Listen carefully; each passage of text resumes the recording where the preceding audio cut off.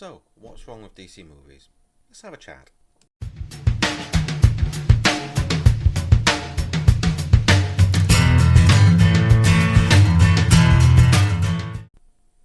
Hello, I'm Nathan and welcome back to Wasn't My Fault. So, as I said at the beginning, what's wrong with DC movies?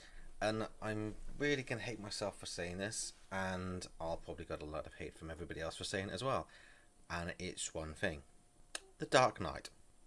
Now, I'm a big fan of The Dark Knight. I'm a big fan of Batman. Always have been. I've watched all the original Batman TV show from years ago with Adam West. When I was growing up, I watched that. My son watched it growing up as well. So, a big part of my life has always been Batman. And I remember when Tim Burton first did Batman movie with Michael Keaton as Batman. Brilliant movie. That's when The Dark Knight really started to kick off. But I think it's gone a little bit too far now. Batman hasn't always been the Dark Knight. Obviously, you get the campy TV show where it's more brightly coloured. There's a lot more yellow, blue, grey, and it was bright and that sort of thing. And I think Batman has strayed a lot from that now. And I think as standalone movies, things like the Tim Burton movies, I'm not going to count the ones that came after that, when you get George Clooney and Val Kilmer and everyone, because those are absolutely awful and overly comic book and a bit ridiculous. But then you get the Christopher Nolan Dark Knight trilogy. Great standalone movies. The problem I have with The Dark Knight is it doesn't work as Batman as a whole. As himself, Batman is fine. Dark Knight, do what he wants, stay in the night, have that ridiculous voice, and that works. But having with other people, Justice League and anything else, and all it's managed to do to the whole DC universe is make it dark. And it's not the right way to go. It really is not. Look at the Man of Steel. Superman has a big S on his chest. Yeah, that's always stood for Superman. These days it now means hope. So if it means hope, where's the hope? You look at the old Christopher Reeve movies. Now, I love Christopher Reeve Superman movies. I'm a big fan of Superman. I grew up watching Christopher Reeve on the big screen. I grew up watching cartoons, reading comics. Superman was bright. He was colourful. He was full of hope. That's what he is about. That's why they've changed the S to mean hope instead of being S for Superman. He's supposed to bring hope to the people. He's this larger than life, godlike character. He swoops in, saves everybody. Everybody, looks at him and is like, wow, is it a bird? Is it a plane? And all that stuff. What happened to that? It's now he's got a dark costume, and everything kind of feels muted and a little bit dreary. Almost, it is really almost post-apocalyptic. It's the whole DC universe is going, and I don't understand what it is. And don't even get me started on Batman's voice. Why does he have to put on such a stupid voice? It worked for the Michael Keaton ones. It was the first one with the Dark Knight. I wasn't that happy about it in the Dark Knight films with Christian Bale. I think they've taken the wrong approach with the Batman character. You look at things like the Arkham games. Now, that is some of the best versions of Batman there is. Kevin Conroy, fantastic as Batman. Obviously, he wouldn't be able to do it on the big screen. He hasn't got quite the right look and probably the age to be, Batman as most people would see him. But his voice, he's not doing a gravelly good voice. He's not going, I'm Batman, or any of that nonsense. Why would he talk like that? The thing about Batman and Superman they have in common is their alter egos are the human aspects of them. So Superman is Superman. He was born Kal-El. He is an alien. He is all powerful. The costume was either made by his mum, or it came with him, or his dad gave him, or whatever else. It's made from stuff that he had from Krypton. The symbol is his family crest, that sort of thing. So this is who the person is. He created the Clark Kent character. Well, I suppose his Earth parents did, so he could blend in and be a normal person, grow up as a normal person, and live a normal life. So Clark Kent is the character he pretends to be. When he's in the costume as Superman, that is who Kal-El is. That is the real Clark Kent. He is Superman. Very much so, Batman is the same way. He had a big tragedy when he was a kid. His parents obviously killed in front of him. Obviously, it's not a spoiler. Everybody knows the story by now. Bruce Wayne kind of died that day, and he became this other person. He becomes Batman. When he's in the costume, that is who he truly believes he is. When he's Bruce Wayne, he's just pretending just to fit in with everybody else. So, if that's the case, Why does he put on a stupid voice when he's Batman? Yeah, it makes no sense. He doesn't have to have a stupid gravelly voice. I said, look at Kevin Conroy, fantastic voice, full of authority.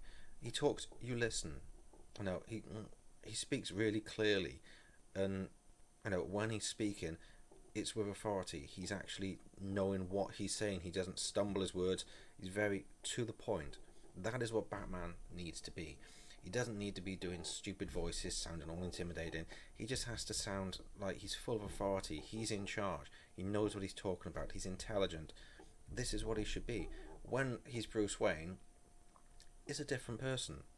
He doesn't have to be quite... He still has to have a certain amount of authority because he's obviously in charge of a huge multi-million-dollar business and everything else.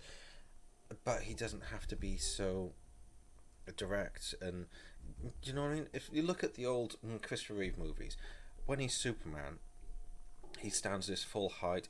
He speaks very directly, very carefully, you know, full of authority, and like, you know, I'm in charge. You know, I'm here to help. I'm this great person, and you can sense that about him. He walks into a room and talks. People stop and listen. When he's Clark Kent, he kind of slouches. He's not looking as confident in himself. When he speaks, he stutters. He's a lot more softly spoken. But they're the same person, but he plays them as two different characters. This is what's missing from the DC universe, is they're not treating them like two different characters in the right way. The Christopher Reeve version was great because Superman, it was him. He was, and I was like standing tall. I'm me. I'm confident. I'm Superman. And when he's Clark Kent, it's like, I'm not sure myself. I'm not sure if I'm doing this right. And it worked really, really well. They keep messing up throughout the years. You look at New Adventures of Superman with Dean Cain as Superman. Loved it. I watched it all. It wasn't really that good, to be honest. But hey, it's Superman, so I watched it anyway. But once again, he was Superman in the costume. When he was Clark Kent, he was Superman in a suit with glasses. He never differentiated between the two characters. He was always playing the Superman character, which is understandable from a point of view that he is Superman always, but he needs the difference between the two characters to make it truly work. Supergirl is doing it more in the right way. Supergirl, I think, is a lot brighter than the current DC universe, the cinematic one anyway, and they've done that more the right way.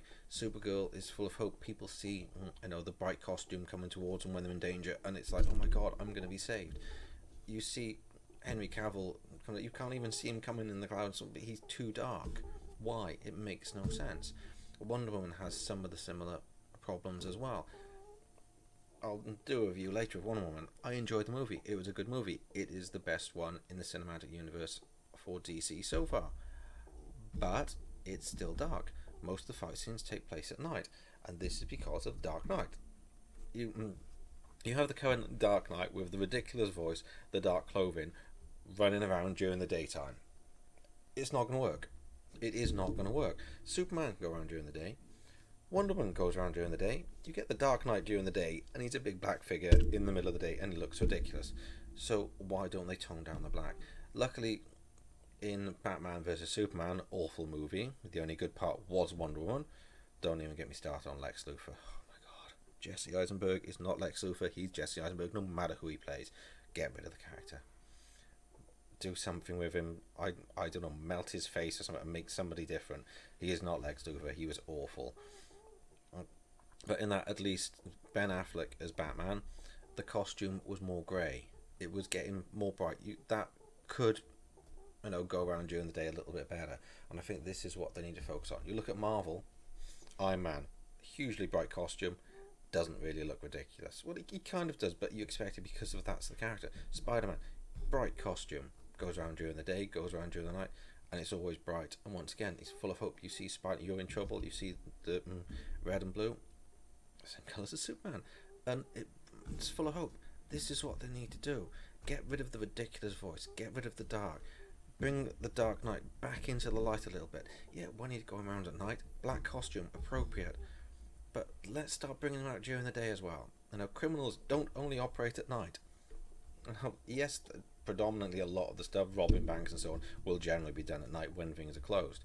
But we're talking about supervillains and monsters and all that sort of thing. It's not going to be just at night. So bring it into the light a little bit. And that's all they need to do. I really think is brighten up, bring the hope back. Get rid of the dark, get rid of the stupid, ridiculous voice. Batman does not need to sound like he's choking to be intimidated. He just has to sound like he's full of authority.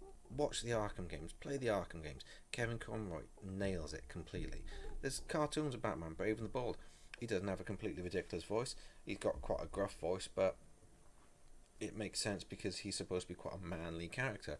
So, whoever wants to do the next lot of DC movies, watch these things. Watch the games, watch the cartoons, watch the original Adam West Batman.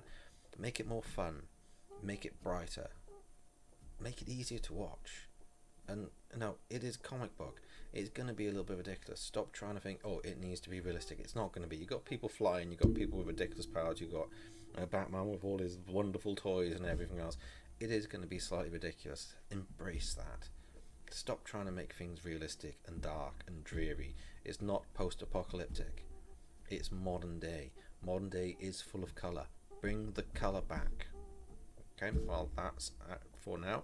Hopefully it's made a bit of sense. You have any comments to make or arguments about it? If you think I'm right, if you think I'm wrong, feel free to discuss it in the comments, and I'll see you next time.